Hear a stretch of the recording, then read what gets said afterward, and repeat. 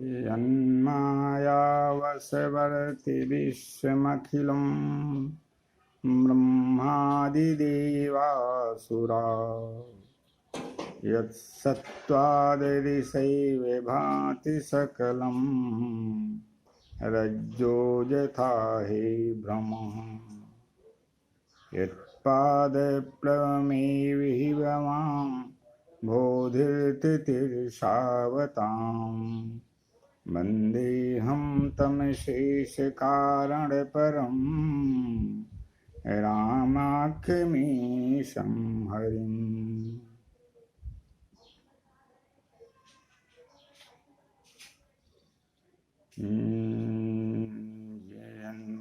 यं ब्रह्मा वरुणेन्द्ररुद्रमरुतये अस्त्वन्ति दिव्यैस्तिरैः वेदक्रीडसाङ्गक्रमोपनिषदैर्गायन्ति यं सामगा अनित्यथजेन शासनरता करमेति मीमांसका सोऽयं नो विदधातु वाञ्छितफलं त्रैलोक्यनाथो हरिः।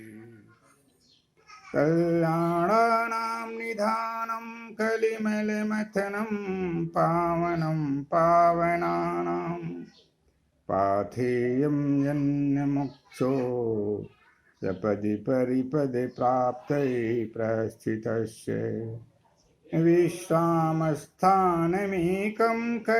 कविवरवचसां जीवनं सज्जनानां सोऽयं नो विदधातु वाञ्छितफलं त्रैलोक्यनाथो हरिः।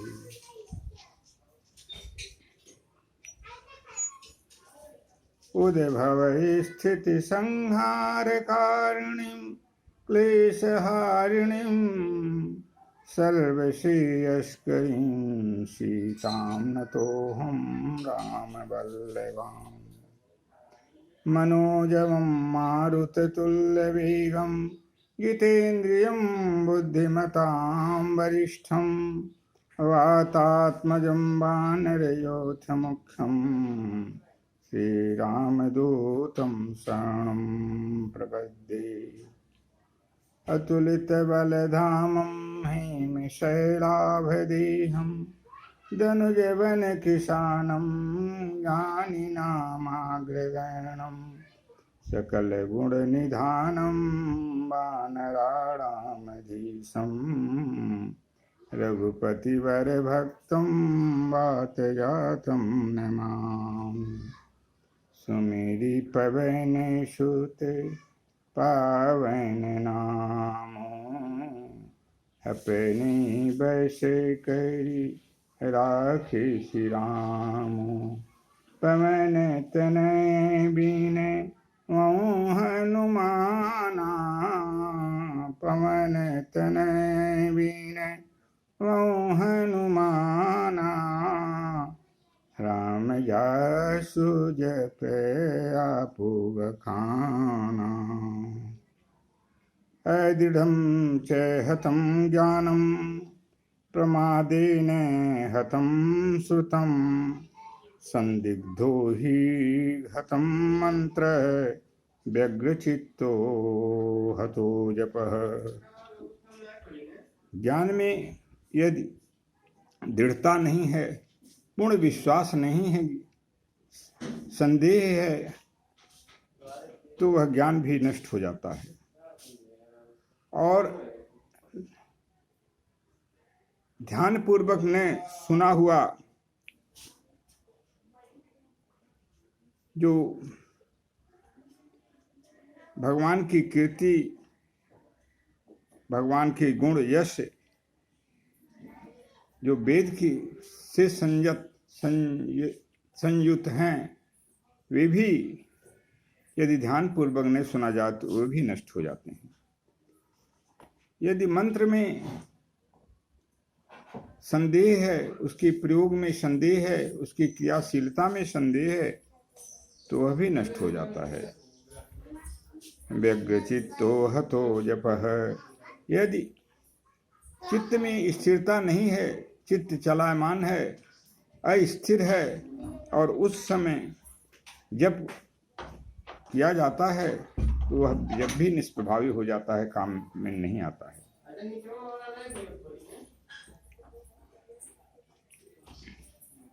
इसलिए भगवान की भक्ति में, भगवान के नाम रूप लीला धाम में दृढ़ निश्चय और पूर्ण श्रद्धा विश्वास की आवश्यकता है। भारत का पक्षी भी विश्व शिक्षक है, विश्व गुरु है। इसके संदर्भ में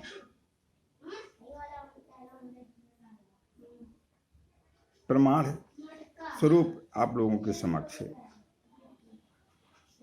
सारे लोग गुणों की खोज करते हैं, गुणों के ही प्रति आकृष्ट होते हैं, गुणों की ग्राहक हैं। और भारत तो ऐसा महान देश है जहाँ पे पक्षी भी लोक शिक्षण का काम करता है और विश्व गुरु के रूप में प्रतिष्ठित है। जैसे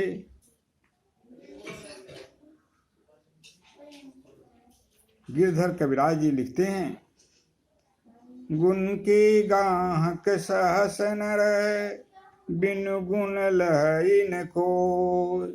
गुण के ग्राहक सहस नर, बिन गुण लहई न कोय। जैसे कागा को किला, शब्द सुनई सब कोय। जैसे कागा को किला, शब्द सुनई सब कोय। शब्द सुनई सब कोई, को किला सब ही सुहावन। दोनों के एक रंग, काग पुनि भयउ अपावन। दोनों के एक रंग, काग पुनि भयउ अपावन। कौवा किसका धन हर लेता, कोयल किसको दे देती है। कौवा किसका धन हर लेता, कोयल किसको दे देती है। केवल मीठे वचन सुनाकर, सबको बस में कर लेती है। प्रिय वाक्य प्रदानी ने, सर्वे तुष्यन्ति जन्तवः, तस्मात् तदेव वक्तव्यः। तस्मात् तदेव वक्तव्यं, वचने किं दरिद्रता।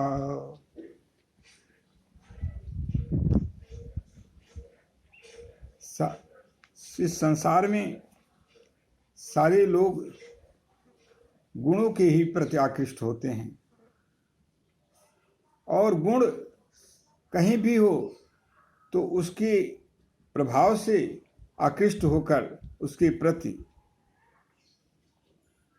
लोग खींचते हुए चले आते हैं। आकर्षण है इतना महान गुण में कि उससे उसकी बिना मनुष्य का जीवन व्यर्थ दिखाई देता है, निष्क्रिय हो जाता है, वह गुण से हीन व्यक्ति है। गुण की महानता के बारे में लिखा गया है, गुणा कुर्वन्ति दो तत्वं, दूरेपि सततां वशम्। गुणा कुर्वन्ति दो तत्वं, दूरेपि सतां वशन्। दूर प्रदेश में, दूर देश में भी यदि कोई व्यक्ति गुणी है तो गुण ही उसके दूत का काम करते हैं और उसको खींच लेते हैं।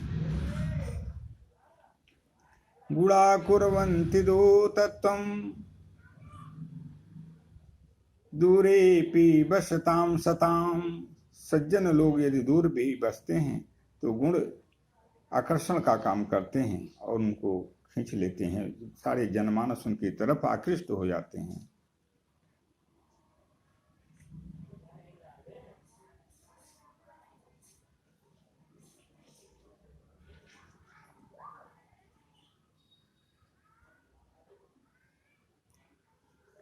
कोयल और काग दोनों में, कौवे और कोयल में, रंग में दोनों में समानता है, किंतु वाणी में मधुरता के कारण कोयल की वाणी सारे लोगों की मनोहर वाणी कोयल की, मधुर वाणी कोयल की सारे लोगों को अपने बस में कर लेती है।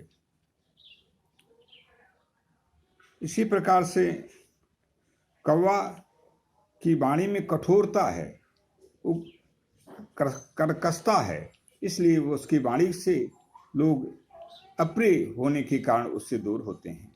इसीलिए मनुष्य को समाज में कौवे से अनुसरण करना चाहिए, कौवे का अनुसरण करना चाहिए और उसका अनुकरण करना चाहिए। उससे शिक्षा लेकर के समाज में लोगों के प्रति, अपने आसपास इष्ट मित्र बंधुओं एवं विश्व ही परिवार है, वसुधैव कुटुम्बकम, इस भावना को दृष्टिगत करते हुए सारे लोगों के साथ प्रिय वाणी का प्रयोग करना चाहिए।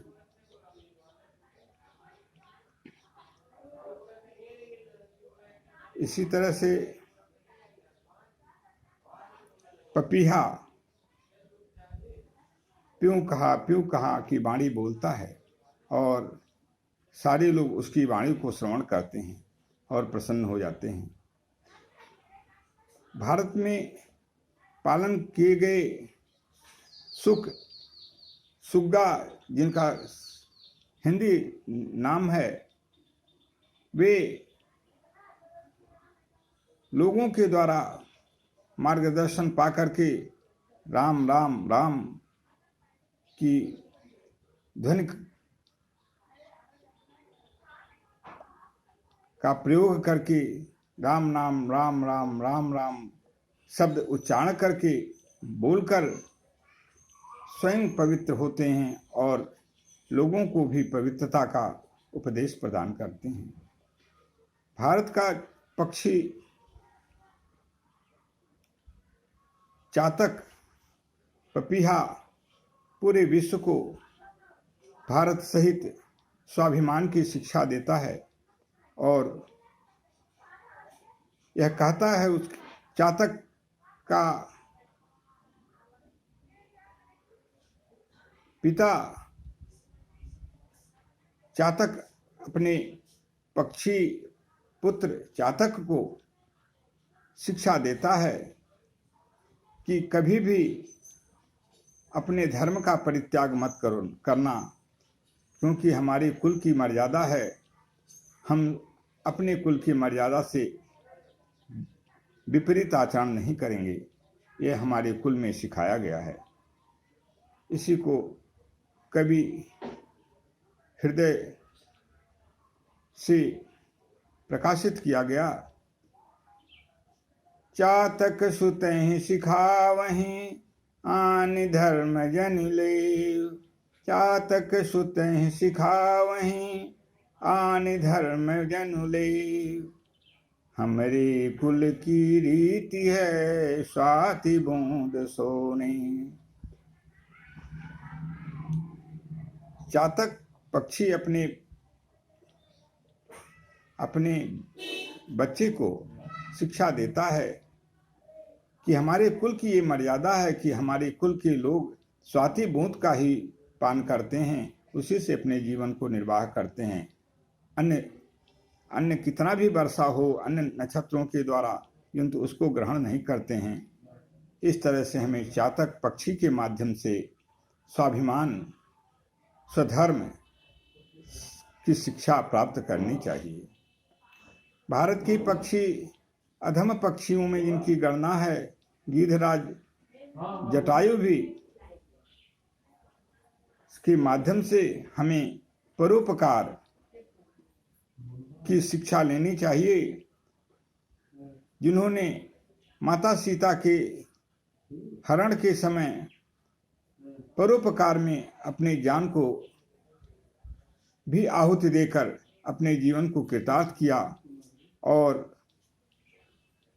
जब तक जीवन था तब तक भगवान राम नाम का उच्चारण करते हुए, प्रभु की लीला को ध्यान में करते हुए प्रभु के आगमन तक इस वसुधा पे धरा पे वर्तमान रहे और प्रभु कितने कृपालु दयालु महान आत्मा राम भगवान पुराण पुरुषोत्तम मर्यादा पुरुषोत्तम भगवान राम ने अपने पिता की अंत्येष्टि करने का उन्हें अवसर तो नहीं मिला वनवास काल में, किंतु अपने पिता के सदृश अपने हाथों से अश्रुपूरित नेत्रों से गिद्धराज जटायु को पिता के तरह उनका अंत्येष्टि संस्कार प्रदान किया और उन्हें अपने वैकुंठ धाम को प्रदान किया। ये परोपकार की महिमा गिद्धराज जटायु से हमें सीखनी चाहिए और निरंतर हृदयंगम करते हुए इस जो हमारे बीच में इस तरह की जो मानवेतर जंतु हैं जो लोक शिक्षण का काम करते हैं, उनसे शिक्षा लेते हुए अपने जीवन को उच्च स्तरीय बनाने में सर्वथा प्रयास करना चाहिए और विश्व के लिए एक अनुकरणीय उदाहरण प्रस्तुत करना चाहिए। गिद्धराज जटायु जब देखते हैं रावण सीता जी को कपट वेश से हरण करके ले जा रहा है और माता के विलाप, माँ सीता के विलाप को सुनकर गिद्धराज जटायु चल पड़ते हैं और उस पापात्मा दुराचारी महाराक्षस रावण से संग्राम करते हैं आवाज, और तब तक लड़ते हैं जब तक उनके पंख को वह दुरात्मा काट नहीं देता है और धरती पे वे आ नहीं गिरते हैं। गोस्वामी जी यीशु को प्रतिपादित करते हुए लिखते हैं, सीते पुत्री ऋषि जैन त्रासा, सीते पुत्री ऋषि जैन त्रासा, करी हूँ जातु धान करना सा, चोचन मारी विद्या ऋषि देहि, चोचन मारी विद्या ऋषि देहि, दंड एक भई मूर्छाते, दंड एक भई मूर्छाते।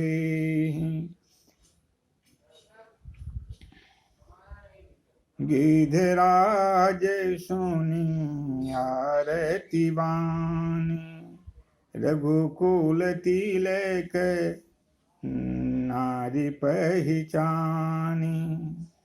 गिद्धराज ने माता सीता के आर्त स्वर को सुनकर एक रघुकुल तिलक मर्यादा पुरुषोत्तम पुराण पुरुषोत्तम की ही मर्यादित नारी हैं यह जान करके तुरंत उस पर आक्रमण कर बैठते हैं और अत्यंत शक्तिशाली दुराचारी रावण से युद्ध में एक दंड मूर्छा को प्राप्त हुआ रावण उनके चोंच के प्रहार से, उनके बार बार आघात से इतने शक्तिशाली जटायु जी महाराज थे और परम गति के अधिकारी बने। इसलिए किसी भी स्थिति में, किसी भी समय हमें ऐसी घटनाओं को विस्मृत नहीं करना चाहिए। इनसे प्रेरणा लेते हुए परोपकार के मार्ग पे निरंतर चलने का प्रयास करना चाहिए। यदि भी समय मिले, जब भी शुभ अवसर ऐसे प्राप्त हों, तो उसको निष्फल नहीं जाने देना चाहिए, क्योंकि परोपकाराय शताम विभूतयः, सज्जनों का जीवन ही परोपकार के लिए ही भगवान ने प्रदान किया है। और परम गति अगर किसी जीव को सहज भाव से मिलती है तो वो परोपकार ही उसका सर्वोच्च साधन है।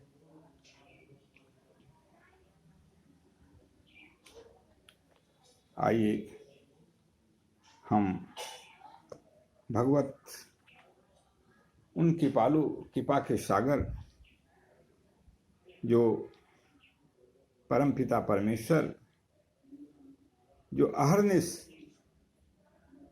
हमारे जीवन में शुभ संस्कारों का जन्म देते हैं, जिनकी कृपा से ही मनसा वाचा कर्मणा, मन से, वाणी से, कर्म से मनुष्य पवित्र होता है। उनके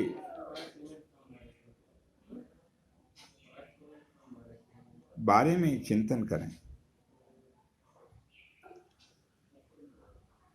कितने दयालु हैं प्रभु। उनके नाम से ही सारी सृष्टि में संचालन होता है, सारी सृष्टि चलती है। अन्यथा यदि सृष्टि को प्रभु से दूर कर दिया जाए तो इस सृष्टि का पूर्ण रूप से प्रलय हो जाएगा, नष्ट हो जाएगी सृष्टि।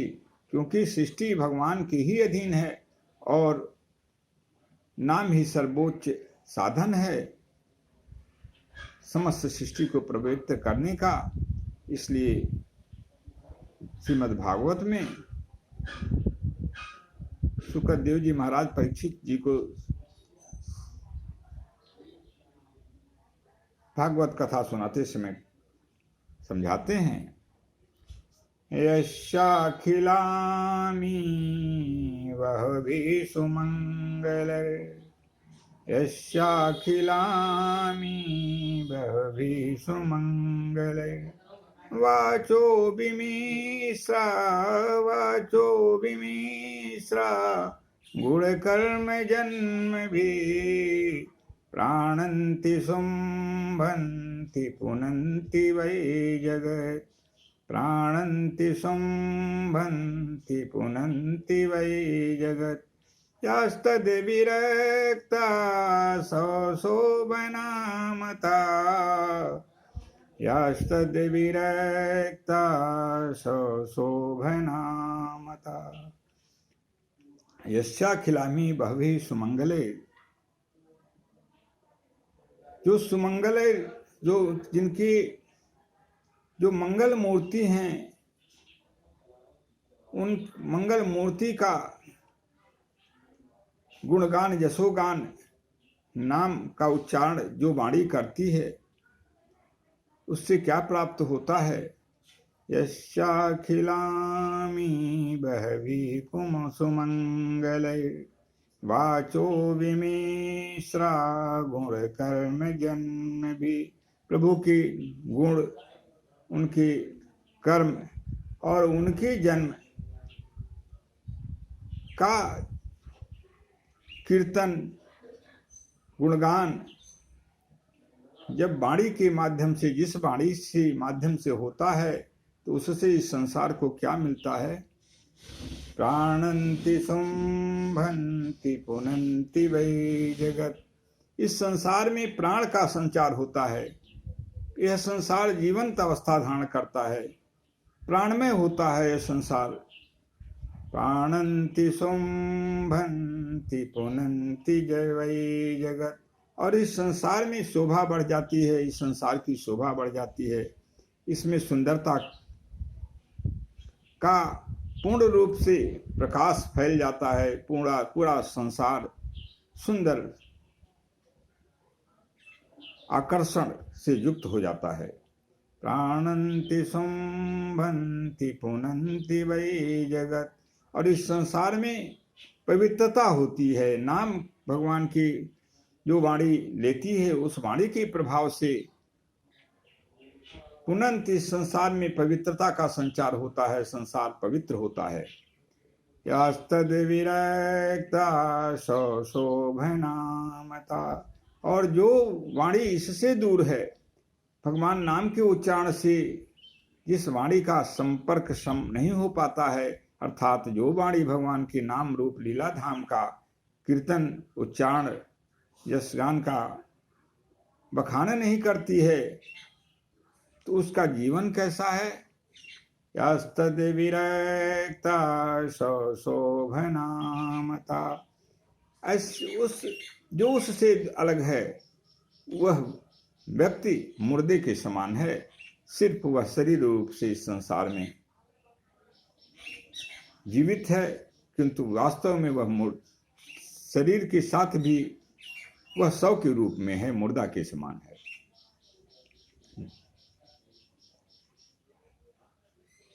भौतिक जगत में भी इसी तरह से लिखा गया, येषां न विद्या न तपो न दानम शीलं न धैर्यं न गुणो न धर्मं ते मर्तलोके भूभावर्भूता मनुष्यरूपेण मृगाश्चरन्ति। हम मानव रूप में इस संसार में जन्म हमें मिला, किंतु कुछ विशिष्टता नहीं आई, भगवान के साथ जुड़ाव नहीं हुआ, लगाव नहीं हुआ। और जो मानवीय गुण हैं यदि हमारे अंदर समाविष्ट नहीं हो रहे हैं, गुरु के माध्यम से, भगवान की कृपा के माध्यम से, नाम रूप लीला धाम के माध्यम से, तो हम मानव रूप में रहते हुए पशु के तुल्य हैं। कैसे? येषां न विद्या, जिसके अंदर न तो विद्या है। येषां न विद्या, विद्या का अर्थ होता है कार्य विवेक, क्या करणीय है, क्या करणीय नहीं है, अकरणीय क्या है, करणीय क्या है, इसको प्रतिभाषित करने का काम विद्या करती है। गुणों को, जो सद्गुणों को जो हमारे अंदर प्रदान करे, ब्रह्म चेतना का जो उत्पत्ति करे और ब्रह्म से जो जोड़ देने का काम करे, और संसार में भी निषिद्ध कर्मों से वर्जित करते हुए जीवन यापन के लिए जो मार्ग प्रशस्त करे, उसे विद्या कहते हैं। येषां न विद्या न तपो न दानम, जिनके पास तप नहीं है, अर्थात भगवान के प्रति समय, जीवन में प्रतिदिन निश्चित समय निकाल करके उनके प्रति अपने शरीर से भगवान को ध्यान देने के लिए समय नहीं है, अथवा जो भगवान से अलग होते हैं वे तप विहीन हैं, और जो भगवान के प्रति अपने दायित्व का निर्वाह करते हैं, यह मानव शरीर प्रभु की कृपा से भगवत प्राप्ति के लिए मिला है, उसको अपने जीवन का एक अंग मान करके प्रतिदिन नित्य जीवनचर्या में जो प्रभु के साथ प्रार्थना, स्तुति, आराधना, उपासना के साथ प्रतिदिन जुड़ते हैं, और भगवान की दी हुई वस्तु को जो भगवान को अर्पित करके उसे ग्रहण करते हैं, ऐसी क्रियाओं में भगवान से प्राप्ति के उपाय समाहित हैं। ऐसी क्रियाओं को करना, भगवान को प्राप्ति के लिए उग्र पुरुषार्थ करना ही तप है। येषां न विद्या न तपो न दानम, दान का अर्थ होता है दूसरों के कल्याण के लिए अपने प्रिय वस्तु को भी दूसरों के हित में उत्सर्ग करना ही दान है। शीलम न धैर्यम, सदाचार, शील का अर्थ होता है सदाचार, निषिद्ध कर्मों का त्याग और सदकर्मों को करना ही सदाचार है। शीलम न धैर्यम, धैर्य, किसी काम में चंचलता से किसी उपलब्धि की आशा नहीं की जा सकती है, उसमें धैर्य रखने की आवश्यकता होती है। उसमें समय को